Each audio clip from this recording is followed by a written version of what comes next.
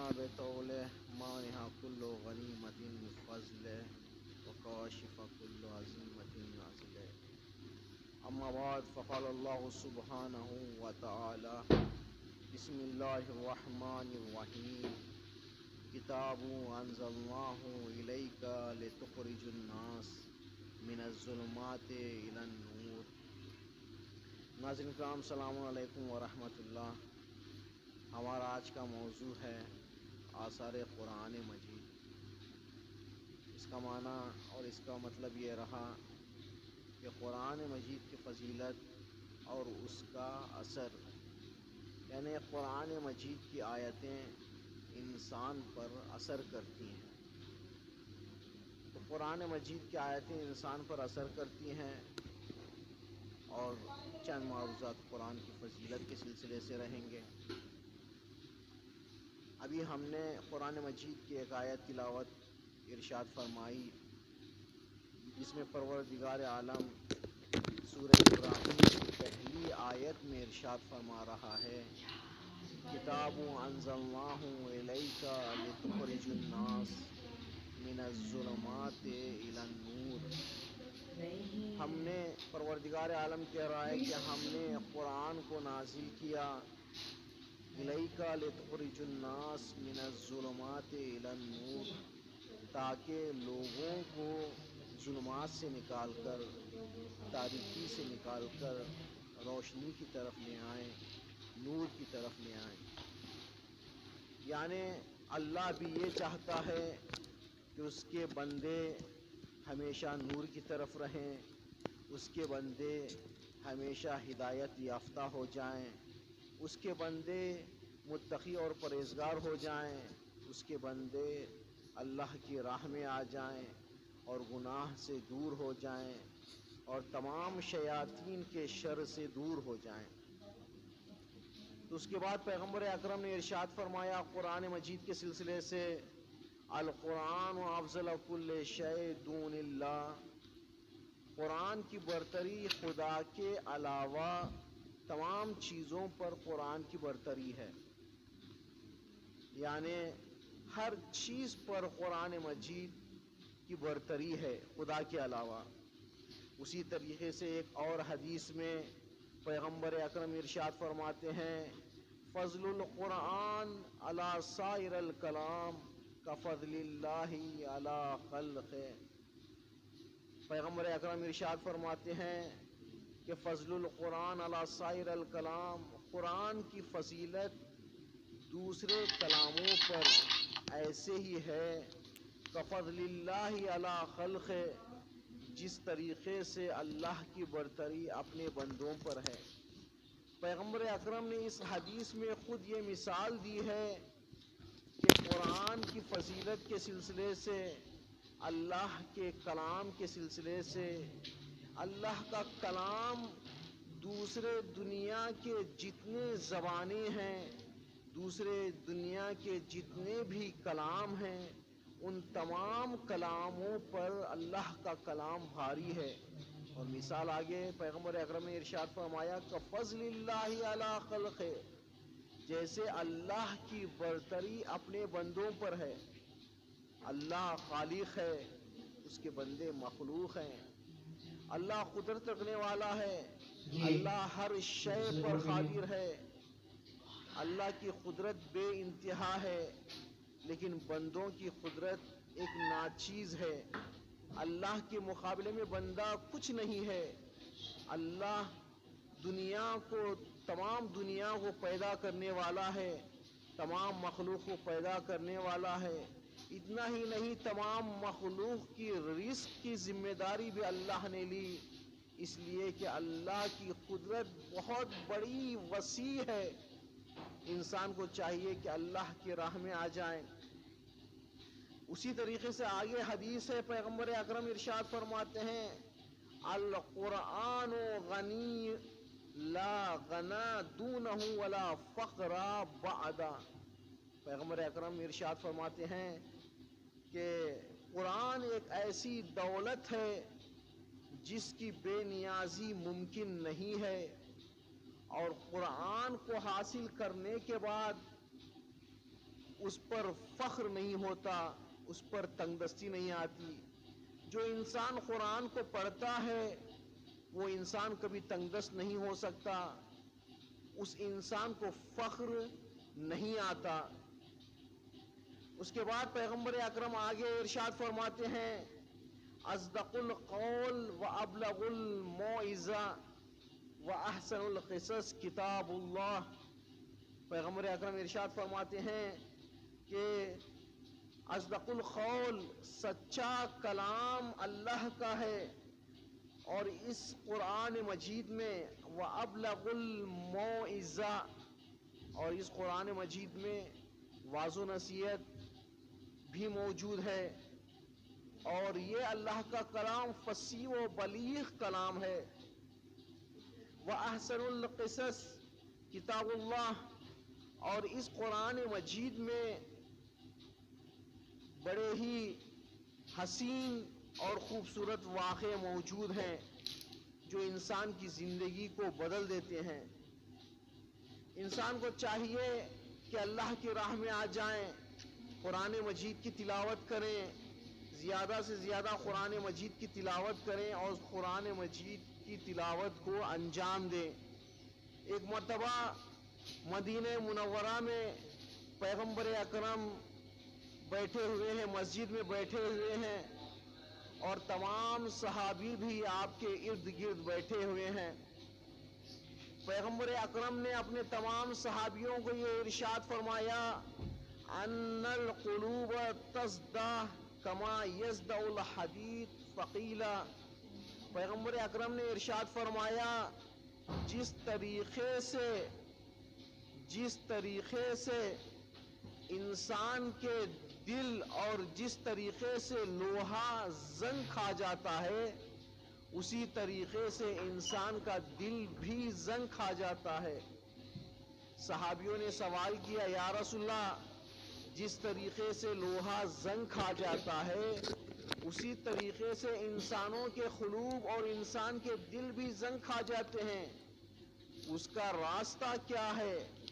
انسان کو اپنے دل کے زنگ کھانے سے بچانے کا راستہ کیا ہے؟ تو پیغمبر اکرم نے ارشاد فرمایا فقیل یا رسول اللہ وما جلاہ فقال قراءۃ القرآن و ذکر الموت. پیغمبر اکرم نے ارشاد فرمایا اگر تمہارے قلوب کو، اگر تمہارے دل کو زنگ کھا جائے تو اس کا راستہ یہ ہے کہ تم تلاوت قرآن کرو اور ذکر الموت، موت کو یاد کرو. یعنی یہ دو چیزیں ہیں، انسان کا دل سیاہ ہو جاتا ہے. جیسے کہ امام صادق علیہ السلام بھی ارشاد فرماتے ہیں کہ انسان جب گناہ کرتا ہے، گناہ پہ گناہ کرتا ہے، گناہ نے کبیرہ کو بھی نہیں چھوڑتا، گناہ نے صغیرہ کو بھی نہیں چھوڑتا، ہر گناہ کو انجام دیتا ہے. جیسے جیسے انسان گناہ کو انجام دیتا ہے تو اس انسان کا دل سیاہ ہو جاتا ہے. تو ایسی حالت میں اسے واضح نصیحت نصر نہیں کرتی. تو اس لیے پیغمبر اکرم نے ارشاد فرمایا جب انسان کا دل سیاہ ہو جائے اور اس انسان کے دل میں زنگ کھا جائے تو ایسے عالم میں انسان موت کو یاد کرے اور قرآن مجید کی تلاوت کو انجام دے. اسی طریقے سے امام صادق علیہ السلام قرآن مجید کی تلاوت کے سلسلے سے ارشاد فرماتے ہیں کہ جو شخص قرآن مجید کی تلاوت کرے اور وہ مومن جوان ہو تو قرآن مجید کی تلاوت کرنے کی وجہ سے قرآن مجید اس انسان کے گوشت اور خون میں مخلوط ہو جاتا ہے، اور اس کے بعد اللہ تعالیٰ اپنے نیک اور بلند مرتبے اس انسان کو انبیاء کے مرتبے پر شمار کرتا ہے. اسی طریقے سے پیغمبر اکرم نے سعد بن معاذ سے کہا اے معاذ یاد رکھو اگر تم چاہتے ہو کہ قرآن مجید کی تلاوت کرو، قرآن کی تعلیمات کو حاصل کرو۔ اگر تم سعادت مندوں کی زندگی گزارنا چاہتے ہو، قرآن کی تلاوت کرو۔ اگر شہداء کی موت چاہتے ہو، قرآن مجید کی تلاوت کرو۔ اگر روز محشر میں نجات چاہتے ہو، قرآن مجید کی تلاوت کرو۔ اور روز خوف انسان کو کسی طریقے کا خوف نہ ہو، اس کی امنیت اور اس کی سلامتی چاہتے ہو تو قرآن مجید کی تعلیمات کو حاصل کرو اور قرآن مجید کی آیتوں کو پڑھا کرو۔ تو امام علی علیہ السلام نے بھی قرآن مجید کے سلسلے سے ارشاد فرمایا کہ قرآن وہ نور مطلق ہے جو کبھی غروب نہیں ہوتا، قرآن وہ چراغ ہے جو کبھی بجھتا نہیں ہے، قرآن ایک ایسا دریا ہے جس کی گہرائی ختم ہونے والی نہیں ہے، قرآن ایک ایسا راستہ مستقیم ہے جو انسان کو گمراہ نہیں کرتا۔ بہت سارے راستے ایسے ہیں جو انسان چلے جاتا ہے اور گمراہ ہو جاتا ہے، لیکن امام علی نے کہا کہ قرآن ایک ایسا راستہ ہے جو انسان کو گمراہ نہیں کرتا اور انسان کو ظلمات سے، انسان کو تاریکی سے نکال کر نور کی طرف لے آتا ہے۔ پیغمبر اکرم نے ارشاد فرمایا کہ اے لوگو، اے مسلمانوں، اگر کوئی مسلمان، اگر کوئی مومن قرآن مجید کی 50 آیتوں کی تلاوت کرتا ہے تو وہ انسان خدا کو یاد کرنے والوں میں شمار کیا جائے گا۔ اور اس کے بعد ارشاد فرمایا پیغمبر نے، اگر کوئی انسان قرآن مجید کی 100 آیتوں کی تلاوت کرتا ہے تو وہ انسان تواضع اور انکساری کرنے والوں میں شمار ہو جائے گا۔ قرآن مجید کی آیتیں انسانوں پر اثر کرتی ہیں، قرآن مجید کا کلام انسانوں پر اثر کرتا ہے۔ ایک مفسر قرآن ہے جس کا نام سید قطب ہے، اور وہ سید قطب اس زمانے میں کشتی کا سفر کرتے نیو یارک کی طرف جانا چاہتے ہیں۔ اس زمانے میں فلائٹ وغیرہ نہیں تھے، کشتی کا سفر کر کے جایا جاتا تھا۔ تو ایسے عالم میں کشتی کا سفر کر رہے ہیں، سید قطب نیو یارک کی طرف جانا چاہتے ہیں۔ ایسے عالم میں جمعہ کا دن آیا اور سید قطب نے چاہا کہ آج جمعہ اس کشتی میں میں امام جماعت رہوں اور جمعے کے خطبے کو انجام دوں اور قرآن کی آیتوں سے تلاوت کو انجام دوں۔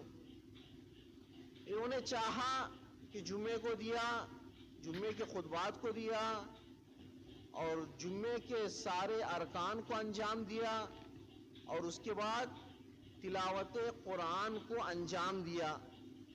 جب یہ برنامے کو، اس کشتی میں 120 افراد سوار تھے اور اس میں 6 مسلمان تھے، بقیہ نان مسلم تھے، اور اس کشتی میں خطبہ دیا سید قطب نے اور قرآن کی آیتوں کو تلاوت کو انجام دیا۔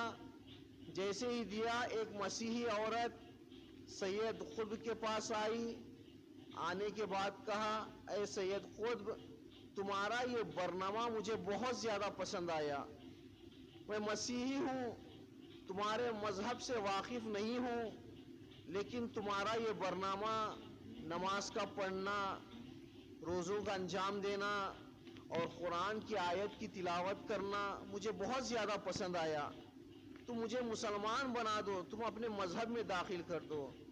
تو معلوم ہوا قرآن کی ایک آیت بھی انسان کو اثر کرتی ہے۔ دنیا میں 2 طریقے کے لوگ ہیں، ایک وہ انسان ہے جو ظلمت میں زندگی گزار رہا ہے اور ایک وہ انسان ہے جو نور میں زندگی گزار رہا ہے۔ وہ انسان جو ظلمت میں زندگی گزار رہا ہے، جو تاریکی میں زندگی گزار رہا ہے، وہ انسان ہے جو قرآن کی تلاوت کو نہیں کرتا، جو قرآن کی تلاوت کو انجام نہیں دیتا، وہ ظلمات میں ہے۔ اور وہ انسان جو نور میں ہے، جو روشنی میں ہے، وہ انسان ہے جو قرآن کی تلاوت کو انجام دیتا ہے۔ یعنی قرآن مجید کی تلاوت انسان کو نور عطا کرتی ہے اور ظلمات سے دور کرتی ہے، تاریکیوں سے دور کرتی ہے۔ پیغمبر اکرم نے ارشاد فرمایا کہ اگر کوئی مسلمان، اگر کوئی مومن روز جمعہ سورہ کہف کی تلاوت کو انجام دیتا ہے تو ایسے عالم میں اس کے گناہ جو جمعے کے درمیان میں اس نے انجام دیا، اللہ تعالیٰ اس انسان کے گناہ کو معاف کر دیتا ہے۔ تو انسان کو چاہیے کہ زیادہ سے زیادہ تلاوت قرآن کو انجام دے، قرآن مجید کی تلاوت کو پڑھیں تاکہ انسان کو نور حاصل ہو سکے۔ اب قرآن مجید کی تلاوت ایسی کرنی ہے کہ قرآن مجید کی تلاوت کو ایسے انجام دینا ہے کہ خوبصورت آواز میں قرآن مجید کی تلاوت کو انجام دینا ہے۔ اگر کوئی دوسرا انسان سنے تو اسے یہ احساس ہو کہ واقعاً یہاں پر قرآن مجید کی تلاوت ہو رہی ہے اور یہ اللہ کا کلام ہے، کسی اور انسان کا کلام نہیں ہے۔ امام صادق علیہ السلام سے روایت نقل ہے، امام صادق علیہ السلام فرماتے ہیں کہ میرے جد علی ابن الحسین امام زین العابدین علیہ السلام کی آواز بہترین آواز تھی، آپ کا لہجہ بہترین لہجہ تھا۔ جب چوتھے امام زین العابدین علیہ السلام قرآن کی تلاوت کو انجام دیتے، ایسے موقع پر گلی سے گزرنے والے افراد آپ کے در پر، آپ کے دروازے پر کھڑے ہو جاتے اور قرآن مجید کی تلاوت کو سنتے تھے۔ اسی طریقے سے امام ہادی علیہ السلام سے سوال کیا گیا کہ قرآن کی آواز کس طریقے سے ہونا چاہیے، تو امام ہادی علیہ السلام نے بھی جواب دیا کہ جب کوئی انسان قرآن مجید کی تلاوت کرے تو انسان بہترین آواز میں تلاوت قرآن کو انجام دینا چاہیے، جیسے امام زین العابدین علیہ السلام قرآن کی تلاوت کرتے تھے اور دوسرے لوگ جب قرآن کی تلاوت کو سنتے تو خوش ہو جایا کرتے تھے۔ خداوند عالم کا کلام ہے۔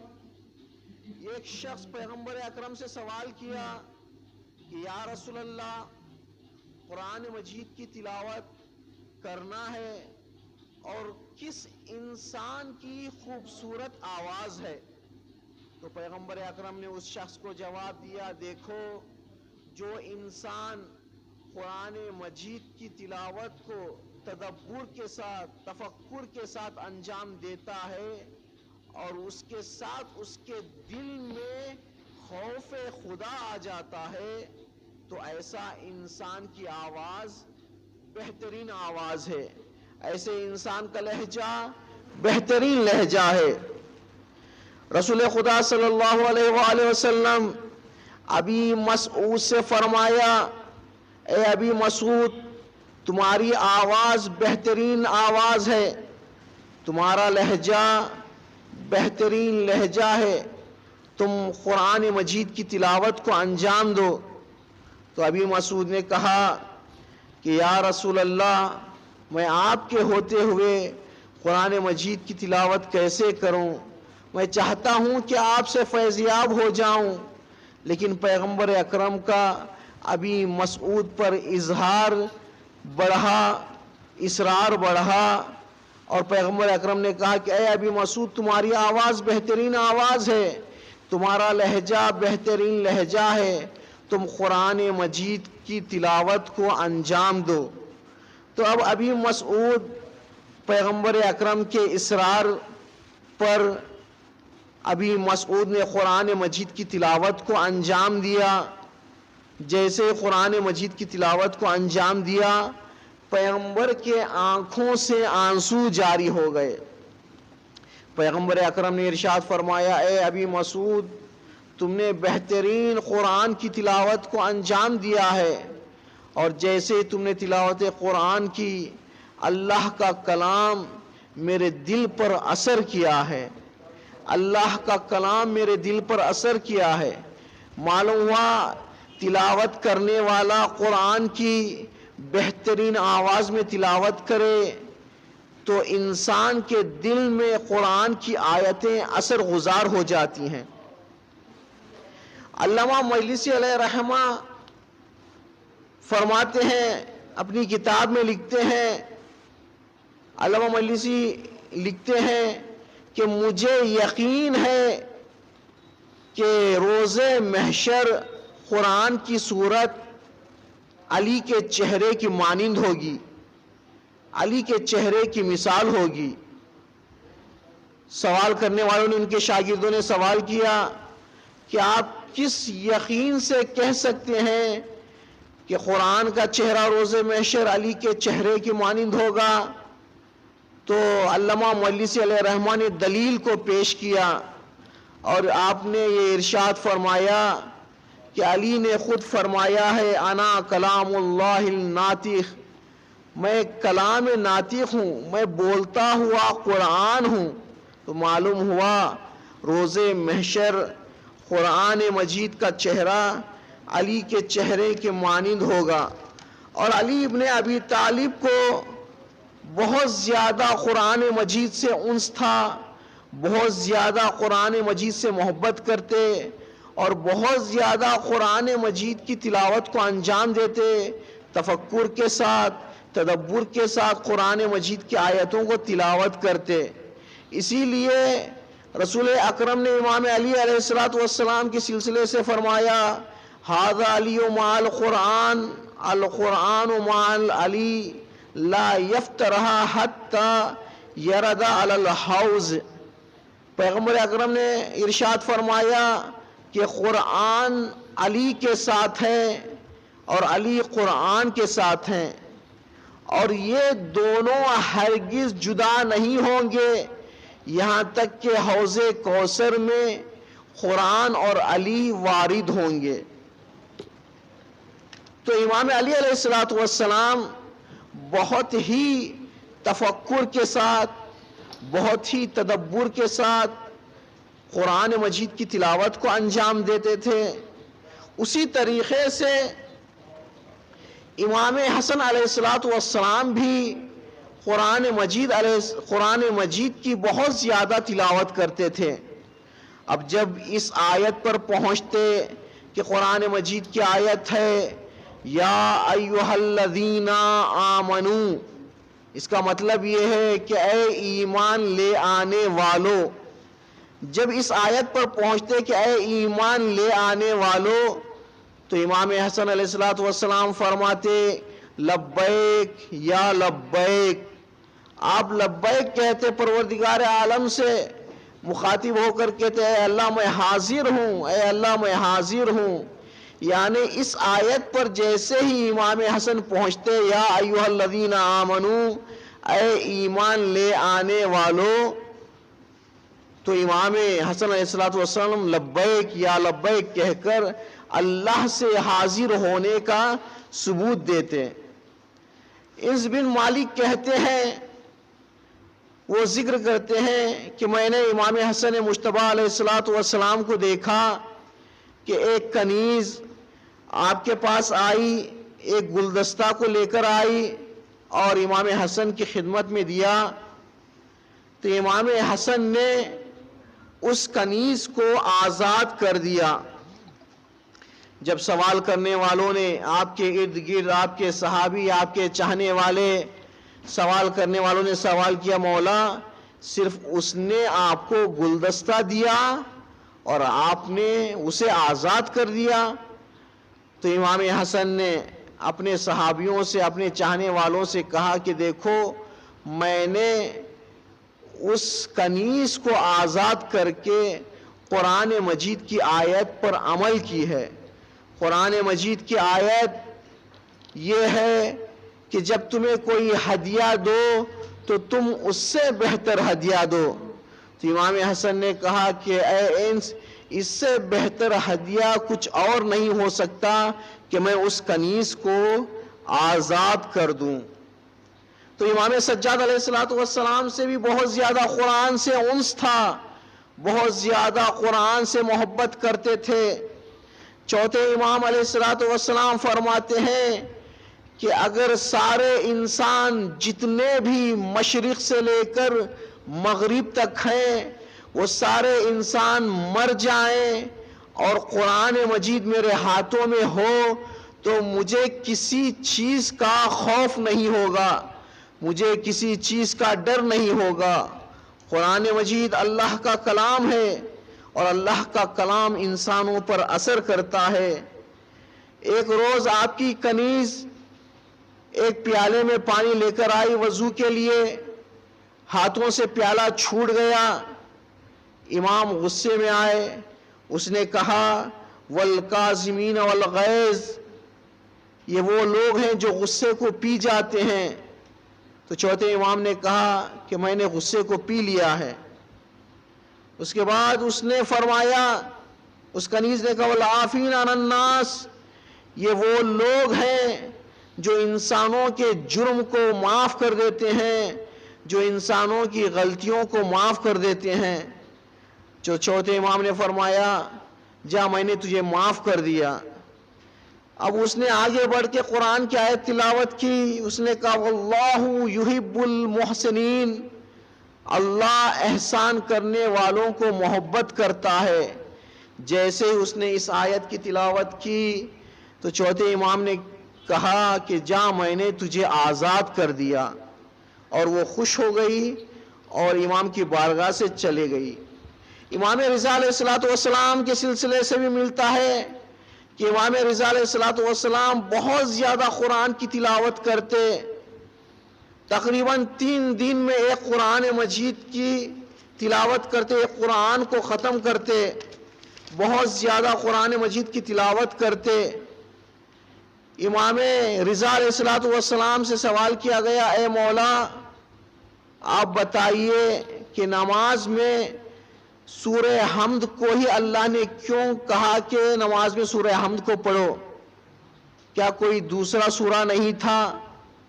تو امام رضا علیہ السلام نے فرمایا دوسرا سورہ بھی تھا، لیکن سورہ حمد کی خاصیت یہ ہے کہ یہ سورہ قرآن مجید کی تمام مفاہیم اور تمام معارف قرآن پر حاصل ہے، اس سورے کو حاصل ہے، تمام مفاہیم اس میں موجود ہیں، تمام معارف قرآن اس میں موجود ہیں۔ اس وجہ سے اللہ نے مسلمانوں کو یہ کہا کہ تم اپنی نمازوں میں حمد کے سوروں کو پڑھا کرو۔ قرآن مجید کی آیت بہت اثر کرتی ہے، اسی طریقے سے بسم اللہ کا یہ آیت، بسم اللہ کی یہ آیت بھی انسانوں پر اثر کرتی ہے۔ علامہ امینی صاحب الغدیر جیسی کتاب کو لکھا۔ علامہ امینی کو ایک مرتبہ کانفرنس میں بلایا گیا اور آپ پہنچے، علامہ امینی وہاں پر پہنچے بغداد کی کانفرنس میں، دیکھا کہ وہاں پر چیئر خالی نہیں ہے، سب کرسیوں پر بیٹھے ہوئے ہیں۔ علامہ امینی نے چاہا کہ اب یہاں پر کرسی نہیں ہے تو نیچے ہی بیٹھ گئے۔ تو ایک بچہ آ کر پوچھتا ہے حاضہ امینی، کیا آپ امینی ہو؟ تو علامہ امینی نے کہا ہاں میں امینی ہوں۔ تو بچے نے کہا کہ میرے پیٹ میں درد ہے، آپ کچھ قرآن کی آیت کو لکھ کر دیجئے تاکہ میرے پیٹ میں درد کم ہو جائے۔ تو علامہ امینی نے صرف بسم اللہ الرحمن الرحیم لکھا اور اس بچے کے حوالے کر دیا، اور کچھ دیر نہ گزری کہ وہ بچہ پھر علامہ امینی کے پاس پہنچا اور کہا کہ اے علامہ امینی، آپ نے جو قرآن کی کس آیت کو لکھا ہے کہ جو میرے پیٹ کا درد ختم ہو گیا؟ علامہ امینی نے کہا کہ اے بچہ، کچھ میں نے زیادہ نہیں لکھا، صرف اللہ کا نام لکھا ہے، بسم اللہ الرحمن الرحیم لکھ کر تمہیں دیا ہے۔ تو یعنی انسان ایسے پاک ہو جائے تو وہ اگر بسم اللہ الرحمن الرحیم بھی لکھ کر کسی مومن کو دے، کسی بچے کو دے، تو وہ بیماری سے شفا حاصل ہو جائے۔ تو معلوم ہوا قرآن مجید کی آیت انسانوں پر اثر کرتی ہے، قرآن مجید کی آیت انسانوں پر اثر کرتی ہیں۔ رسول خدا جب مبعوث ہوئے، پروردگار عالم نے پیغمبر اکرم کو کہا کہ اے پیغمبر، تم اپنی نبوت کا اعلان کرو، تو ایسے دھیرے دھیرے بہت زیادہ لوگ مسلمان ہوئے۔ تو ایک شخص پیغمبر اکرم کی خدمت میں آیا، آنے کے بعد کہا کہ یا رسول اللہ، میں کافر ہوں، چاہتا ہوں کہ مسلمان ہو جاؤں، مجھے قرآن کی آیتوں سے آشنا کرائیں، قرآن کی تعلیمات دیں۔ تو پیغمبر اکرم نے اس انسان سے کہا، سورہ زلزال کی آیت ہے، فَمَن يَعْمَلْ مِثْقَالَ ذَرَّةٍ خَيْرًا يَرَهُ وَمَن يَعْمَلْ مِثْقَالَ ذَرَّةٍ شَرًّا يَرَهُ۔ جیسے ہی اس آیت کا سننا تھا کہ اگر کوئی انسان، اس آیت کا مطلب یہ، اگر کوئی انسان ذرہ برابر بھی نیک اعمال کو انجام دے گا، نیک عمل کو انجام دے گا، اللہ اس کا اجر اسے دے گا۔ اگر کوئی انسان ذرہ برابر بھی گناہ کو انجام دے گا، اس کی سزا اس انسان کو بھگتنی پڑے گی، اسے عذاب نازل ہوگا۔ تو اس انسان نے کہا، یا رسول اللہ، مجھے اس آیت نے باقاعدہ اثر کیا ہے اور میں مسلمان ہونا چاہتا ہوں۔ تو معلوم یہ ہوا کہ قرآن مجید کی ایک آیت یا دو آیت بھی انسان پر اثر کرتی ہے۔ باقاعدہ انسان اپنے نفاق چہرے کو ہٹائیں اور قرآن مجید کی تعلیمات سے فائدہ اٹھائیں، تو قرآن مجید کی آیت انسانوں پر اثر کرتی ہیں۔ اسی طریقے سے اس جاہلیت عرب میں جب پیغمبر اکرم جس دور سے گزرے، اس دور میں زندہ بیٹیوں کو درگور کیا جاتا تھا۔ ایسے عالم میں زندہ بیٹیوں کو درگور کیا جاتا تھا۔ ایک شخص ہے جس کا نام ساسا بن ناجیہ، یہ جو شاعر اہل بیت فرزدق تھے ان کے جد تھے۔ یہ ساسا بن ناجیہ شاعر اہل بیت فرزدق جو تھے ان کے جد تھے۔ جب جاہلیت عرب میں بیٹیوں کو زندہ درگور کیا جاتا تھا، ایسے عالم میں ساسا بن ناجیہ، جو انسان اپنی بیٹی کو زندہ دفن کرنے کے لیے آتا تھا تو اس کی بیٹی کو لے لیتے اور اس کے باپ کو 3 اونٹ دے کر اس کا اجر اسے دے کر پہنچا دیتے۔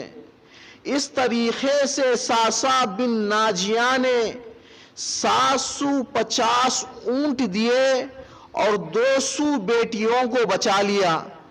اور یہ جب پیغمبر اکرم اپنی نبوت کا اعلان کیا تو یہ ساسا بن ناجیہ پیغمبر اکرم کی خدمت میں پہنچے۔ پہنچنے کے بعد کہا کہ اپنے اس عمل کے بارے میں کہا، تو پیغمبر اکرم نے کہا کہ اللہ تمہیں اس کا اجر دے گا۔ پھر اسی سورہ زلزال کی آیت کی تلاوت فرمائی، فَمَن يَعْمَلْ مِثْقَالَ ذَرَّةٍ خَيْرًا يَرَهُ وَمَن يَعْمَلْ مِثْقَالَ ذَرَّةٍ شَرًّا يَرَهُ۔ تو جیسے ہی قرآن کی آیت تلاوت فرمائی تو ساسا بن ناجیہ نے کہا، یا رسول اللہ، اس آیت نے میرے دل پر اثر کیا ہے، یہ آیت بہترین آیت ہے، میں چاہتا ہوں مسلمان ہو جاؤں، میں چاہتا ہوں آپ کی راہ میں آ جاؤں، میں چاہتا ہوں ہدایت یافتہ ہو جاؤں۔ تو پیغمبر اکرم نے اسے کلمہ پڑھایا اور وہ مسلمان ہو گیا۔ 2 شخص ایسے ہیں جب اسلام پیغمبر اکرم لے آئے، تازہ لوگ مسلمان ہو رہے تھے، ایسے موقع پر 2 شخص تھے جن کا نام، ایک کا نام ابو حیسر تھا اور ایک دوسرے کا نام ایاز بن معاذ تھا۔ یہ دو شخص ایسے ہیں کہ جنہوں نے پیغمبر اکرم کے پاس پہنچنے کے لیے سوچا، اور یہ کسی دوسرے شہر سے تعلق رکھتے تھے، اور یہ مکے پہنچے۔ مکے میں قبیلہ خزرج ہے، انہوں نے چاہا کہ اس قبیلے کی مدد کرنے کے لیے تو وہ پیغمبر اکرم کے پاس پہنچے۔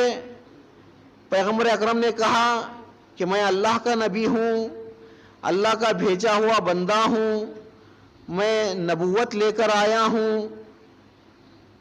تو جیسے ہی پیغمبر اکرم نے یہ ارشاد فرمایا تو ایاز بن معاذ کے دل میں پیغمبر اکرم کی باتیں پہنچ گئیں اور عمل کیے ہیں۔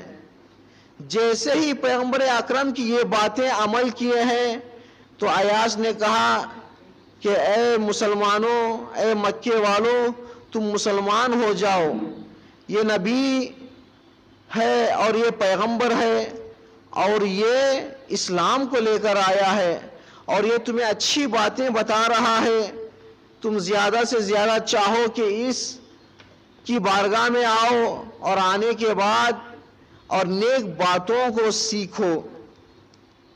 ایک عورت ہے جس کا نام ام عقیل ہے، یعنی عقیل کی ماں۔